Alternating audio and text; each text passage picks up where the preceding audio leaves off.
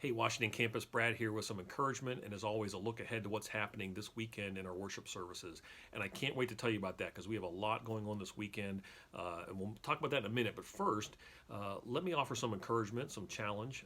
We have been talking the last few times on these devotionals about the call to follow Jesus. What does it mean to be a disciple?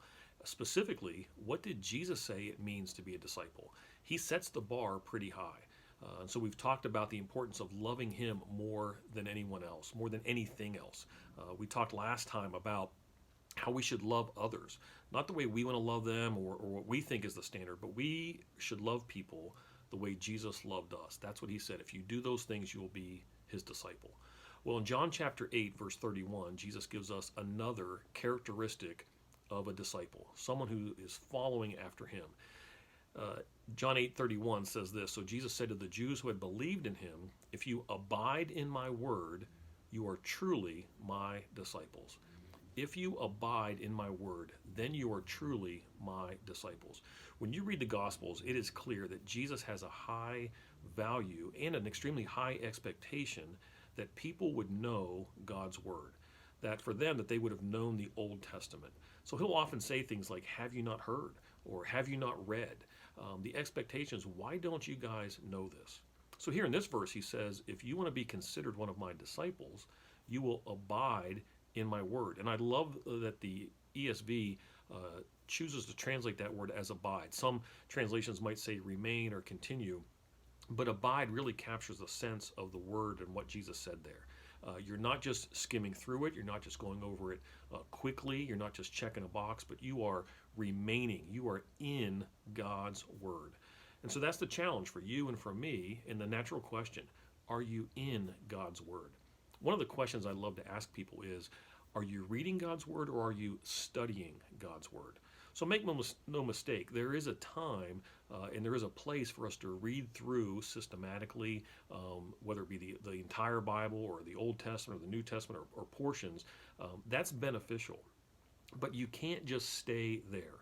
You need to get into God's word, not just what you would hear on a Sunday morning or in a group, but you need to develop that discipline on your own of being in God's word.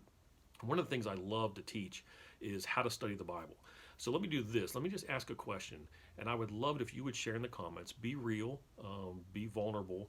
And I ask people this question: what is it that prevents you from studying God's word? Is it you don't really know what to do? You don't know where to start? You don't have the time? These are some of the common answers I get, but I would love to hear from you. What are some of the things that you feel prevent you from studying God's word? And here at the Washington campus, trust me when I say this is something we'll be talking about, we'll be teaching on, we'll be leaning into, because this is so important for all of us to know how to abide in God's word, because we want to be Jesus' disciples and we want to answer that call and this to be true of us like he calls us to be, to abide in his word. So hopefully I can encourage you in that, but let me know where you're at, what prevents you from studying God's word. So now let me talk about this Sunday. I'm excited. This is a live preaching weekend, so I'll be preaching from John chapter 6. So if you want, where Jesus says, I am the bread of life, we're going to continue our Easter series on the I am statement. So if you want, go ahead and read through John 6, because we won't be able to hit every verse in that chapter, but that's where going to be our landing spot. Excited about that. We'll be taking communion together, and that's always a special time for us as a church family. And most importantly, most exciting of all, hopefully you've heard by now, but Jonathan Lingenhall, who's on our staff here at the Washington campus, does so many things, leans into so many different things, and such a great, incredible servant. He has gone through the ordination process here at the Bible Chapel, and he has been ordained by our elders. And so this Sunday, we're going to recognize that and commission him. He will be officially commissioned. We'll have some elders here from the elder board at the Bible Chapel. Dave DiDonato, the Bible Chapel associate pastor, will also be with us. And so we're excited. This is a time to commission John, to honor him, to just all of us. Let's let John know how much we appreciate and love him. So that'll be a special part of our service.